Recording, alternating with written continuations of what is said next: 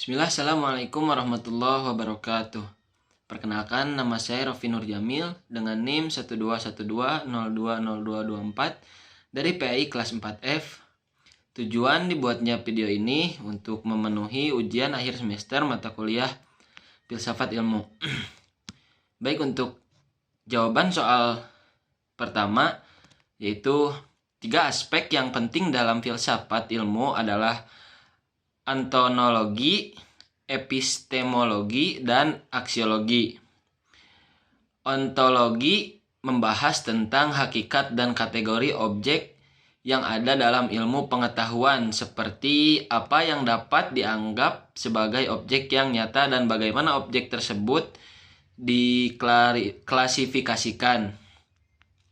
Kemudian epistemologi membahas tentang sumber, metode, dan batasan pengetahuan, serta bagaimana pengetahuan dapat diperoleh dan diverifikasi.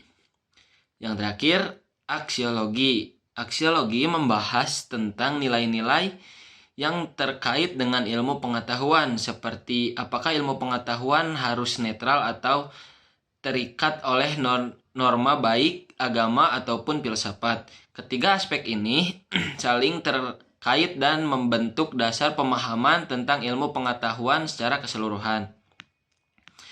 Untuk soal yang selanjutnya, yaitu soal nomor 2, jawabannya adalah upaya manusia dalam mencari pengetahuan ilmiah dapat dilakukan dengan beberapa cara. Yang pertama, metode non-ilmiah. Upaya manusia dalam mencari pengetahuan ilmiah dapat dilakukan dengan cara yang tidak ilmiah, seperti melalui mitos-mitos yang berkembang di masyarakat. Kemudian, metode rasionalisme. Metode ini dilakukan dengan cara menggunakan akal dan logika untuk mencari pengetahuan ilmiah. Dalam metode ini, manusia mencari pengetahuan dengan cara berpikir secara rasional dan logis. Metode yang selanjutnya, metode empirisme. Metode ini dilakukan dengan cara mengamati fenomena alam dan mencari pengetahuan ilmiah melalui pengalaman empiris. Dalam metode ini, manusia mencari pengetahuan dengan cara mengumpulkan data dan fakta melalui pengamatan dan eksperimen. Kemudian metode ilmiah. Metode ini dilakukan dengan cara yang sistematis dan menggunakan cara berpikir yang logis. Metode ilmiah ini memiliki langkah-langkah sistematis, yaitu pengumpulan data atau informasi atau fakta, analis data, dan penarikan kesimpulan. Metode ilmiah ini memiliki ciri-ciri keilmuan, yaitu rasional dan empiris. Kemudian metode statistika. Metode ini digunakan dalam mendeskripsikan gejala dalam bentuk angka-angka, baik melalui hitungan maupun pengukuran. Baik, untuk jawaban soal nomor 3, yaitu syarat-syarat agar pengetahuan dapat dikatakan ilmiah yang ditemukan dari beberapa sumber. Yang pertama, objektivitas pengetahuan harus bersifat objektif. Artinya tidak dipengaruhi oleh pandangan atau kepentingan pribadi. Kemudian, metodologis. Pengetahuan harus memiliki metode ilmiah untuk mengkaji suatu objek yang berupa sesuatu kerangka dalam mencari kebenaran. Kemudian, universal. Pengetahuan harus bersifat universal, artinya dapat diterapkan pada situasi atau objek yang berbeda-beda. Kemudian, sistematis. Pengetahuan harus tersusun secara sistematis, artinya berbagai pengetahuan dan informasi dalam suatu ilmu pengetahuan harus disusun dengan teratur. Beberapa sarana dalam upaya pengetahuan ilmiah. Yang pertama, bahasa. Bahasa ilmiah berfungsi sebagai alat komunikasi verbal untuk menyampaikan jalan pikiran kepada orang lain. Bahasa juga mempunyai peranan penting dalam kegiatan ilmiah, karena dengan bahasa ilmiah para ilmuwan dapat menyampaikan hasil penelitiannya secara jelas dan sistematis. Kemudian logika. Logika berfungsi sebagai alat berpikir agar dapat memperoleh kesimpulan yang tepat. Logika juga membantu para ilmuwan dalam memperoleh kesimpulan yang benar dan dapat dipertanggungjawabkan. Kemudian statistika. Statistika berfungsi sebagai alat untuk menganalisis data yang diperoleh. Statistika juga membantu para ilmuwan dalam memperoleh kesimpulan yang akurat dari data yang telah diperoleh. Kemudian matematika. Matematika berfungsi sebagai alat untuk mengukur dan menghitung data yang diperoleh. Matematika juga membantu para ilmuwan dalam memperoleh data yang akurat dan dapat dipertanggungjawabkan.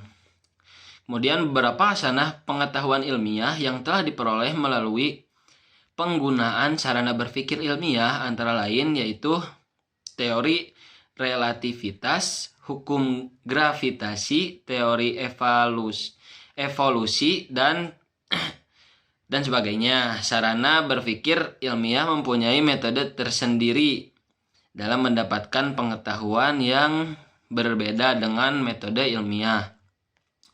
Kemudian jawaban soal nomor 4 yaitu pengembangan ilmu dilakukan melalui serangkaian langkah dan proses yang melibatkan penelitian, eksperimen, kolaborasi antara para ilmuwan, dan pengembangan teknologi. Ilmu dapat dikembangkan dalam dua paradigma yang berbeda. Paradigma bebas dan paradigma terkait nilai. Dalam paradigma bebas nilai, ilmu dikembangkan tanpa mempertimbangkan nilai-nilai moral, etika, atau pertimbangan sosial. Tujuannya adalah untuk mencapai pengetahuan objektif yang didasarkan pada fakta dan bukti yang dapat diukur dan diuji secara ilmiah. Paradigma ini menekankan pada pengembangan pengetahuan dan pemahaman yang netral dan tidak memihak. Kemudian dalam paradigma terkait nilai, ilmu dikembangkan dengan mempertimbangkan nilai-nilai moral, etika, dan pertimbangan sosial. Paradigma ini mengakui bahwa ilmu memiliki dampak pada masyarakat dan lingkungan, dan oleh karena itu bertanggung jawab dalam mengembangkan pengetahuan dengan mempertimbangkan implikasi dan konsekuensi sosial dari teman-teman ilmiah, temuan-temuan ilmiah. Paradigma ini berpendapat bahwa ilmu tidak dapat dipisahkan dari nilai-nilai yang mendasarinya dan harus dipandu oleh pertimbangan moral yang melibatkan keadilan, keberlanjutan, dan kemanusiaan. Jawaban soal nomor 5.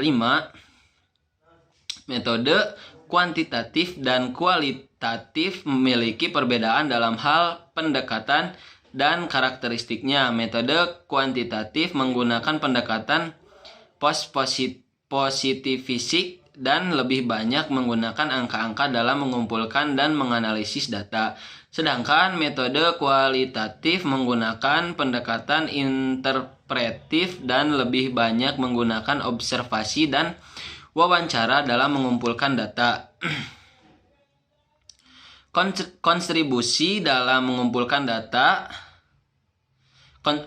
Kontribusi media kualitatif terhadap pengembangan dan pengetahuan adalah dengan memberikan data yang dapat diukur dan diuji secara empiris sehingga dapat memberikan bukti yang kuat untuk mendukung atau menolak suatu hipotesis. Sedangkan kontribusi metode kualitatif terhadap pengembangan ilmu pengetahuan adalah dengan memberikan pemahaman yang lebih mendalam dan detail tentang fenomena yang diteliti sehingga dapat memberikan wawasan baru dan pemahaman yang lebih baik tentang suatu masalah. Dalam penggunaannya, kedua metode dapat digunakan secara terpisah atau digabungkan dalam suatu penelitian tergantung pada tujuan dan karakteristik penelitian yang dilakukan. Sekian dari saya, terima kasih. Wassalamualaikum warahmatullahi wabarakatuh.